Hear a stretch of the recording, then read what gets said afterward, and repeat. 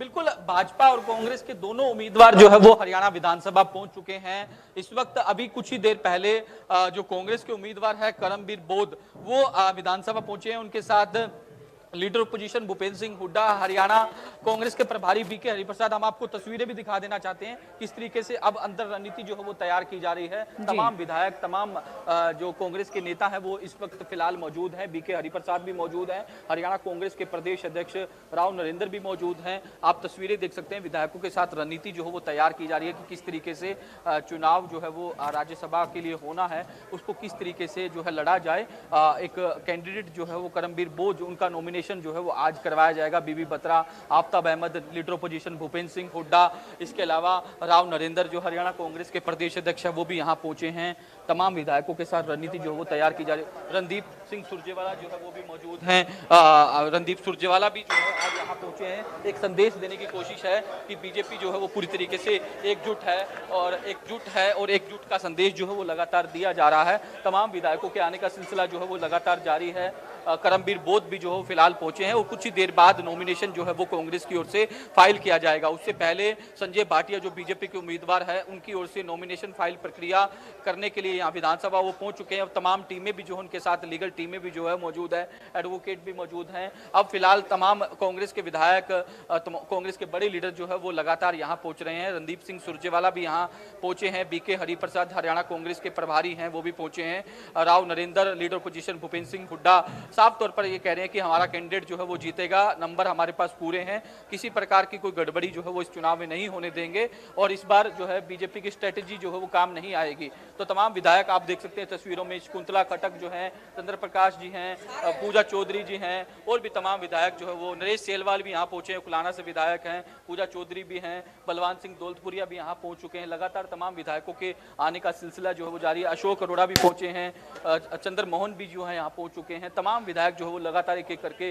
पहुंच रहे हैं। किस तरीके से रणनीति जो है वो तैयार की जाए, तमाम चीजें जो है उस पर चर्चा जो है वो की जाएगी। करमबीर बोध भी जो है वो लगातार यहाँ पहुंचे हैं। अब से कुछ ही देर बाद नॉमिनेशन जो है भरने के लिए तमाम कांग्रेस के दिग्गज नेता जो है वो यहाँ जाएंगे और करमबीर बोध का जो है नॉमिनेशन फाइल करवाने के लिए यहाँ पहुंचेंगे। आप तस्वीरों में देख सकते हैं तमाम विधायक जो है बाहर निकलकर सामने आ गए हैं। अंदर जो है अंदर जो है वो अब जाने की सिलसिला जिस तरीके से शुरू हो चुका है, विधायकों से बातचीत करने की कोशिश भी करेंगे। जस्सी पेटवार हमारे साथ मौजूद हैं। जस्सी जी, कांग्रेस के प्रदेश अध्यक्ष से बातचीत करने की कोशिश करेंगे। सर, कैंडिडेट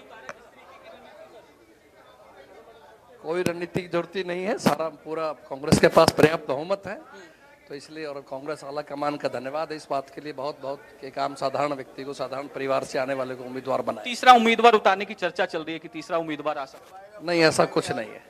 क्या कहेंगे सर, रोहतक से तीसरा उम्मीदवार आ सकता है, इस तरीके की Let the third come, then we'll comment. That's not a problem. We'll certainly comment.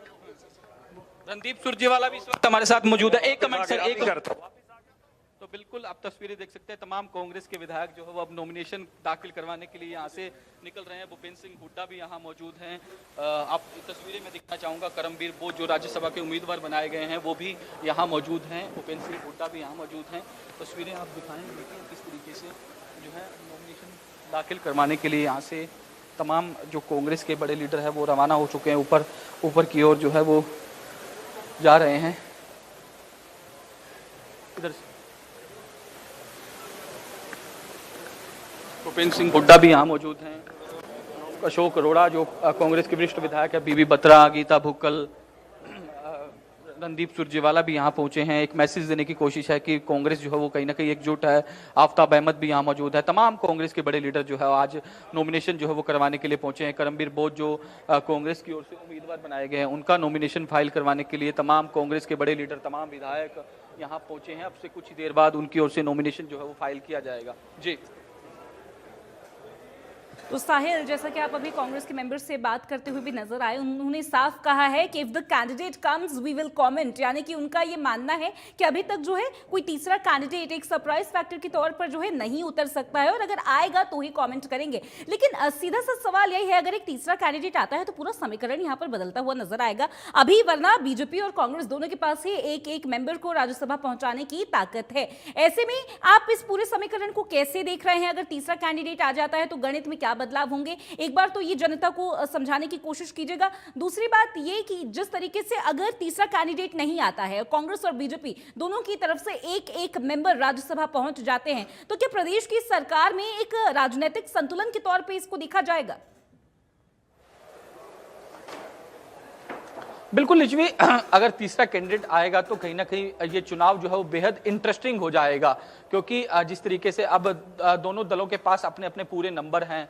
BJP के पास अपना एक उम्मीदवार जो है खड़ा करने के बाद उनके पास नंबर जो है वो बचते हैं, इनेलो के विधायक भी जो है वो बचते हैं। इसके अलावा 8 और जो है वोट जो है उनको चाहिए होंगे अगर कोई निर्दलीय आता है, तो ऐसे में 8 कौन क्रॉस वोटिंग कर सकता है या फिर कौन किसका साथ देगा, ये तो अभी भविष्य के गर्भ में है। लेकिन जब तीसरा कैंडिडेट आएगा तो इस पर कहीं ना कहीं मंथन होगा, और उन्हें तीसरे कैंडिडेट ने सब सोच समझकर विचार करके ये फैसला जो है वो लिया होगा, क्योंकि बीजेपी ऐसी पार्टी है जो भी जिस तरीके से रणनीति तैयार करती है वो सोच समझ के करती है, पूरा कॉन्फिडेंट होकर ये रणनीति जो है वो तैयार की जाती है। लेकिन अभी अभी दोनों ही कैंडिडेट, चाहे वो बीजेपी की बात हो कांग्रेस की बात हो, वो अपना अपना नॉमिनेशन दाखिल करवाने के लिए पहुंचे हैं। इंतजार जो है वो ये किया जा रहा है कि तीसरा कैंडिडेट कौन होगा। अगर आता है तो ये जो मैच है, इससे चुनाव जो है जिस तरीके से ये चुनाव है वो काफी इंटरेस्टिंग जो है वो हो जाएगा। और इंटरेस्टिंग इसलिए भी हो जाएगा कि 16 मार्च को ये इसके लिए वोटिंग होनी है।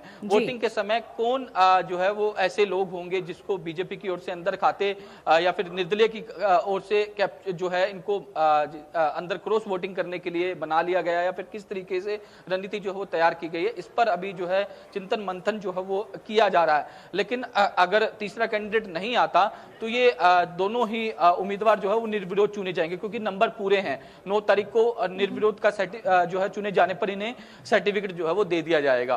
तो अगर तीसरा कैंडिडेट आता है तो 16 मार्च को इसके लिए चुनाव होगा और कल नॉमिनेशन की स्क्रूटनी होगी। तो इस पर लगातार निगाहें जो है वो हमारी बनी हुई है। हम खुद हरियाणा विधानसभा के अंदर मौजूद हैं। 3 बजे तक नॉमिनेशन फाइल करने की आखिरी जो है टाइम है, और आखिरी टाइम देखना होगा कि तीसरा कैंडिडेट आता है या फिर तीसरा कोई नॉमिनेशन आता है, तो ये चुनाव जो है वो बेहद दिलचस्प हो जाएगा। और उसके बाद ये देखने वाली बात होगी जब 16 मार्च को वोटिंग होगी, तो 16 मार्च को वोटिंग के दौरान 8 वोट किस तरीके से उस निर्दलीय के पास जाते हैं, क्या स्ट्रेटजी है, क्या रणनीति जो है वो तैयार की है। लेकिन अभी कुछ ही देर का इंतजार जो है वो हमें करना होगा, क्योंकि अभी कहना सब कुछ जल्दबाजी होगा। जब तीसरा उम्मीदवार आएगा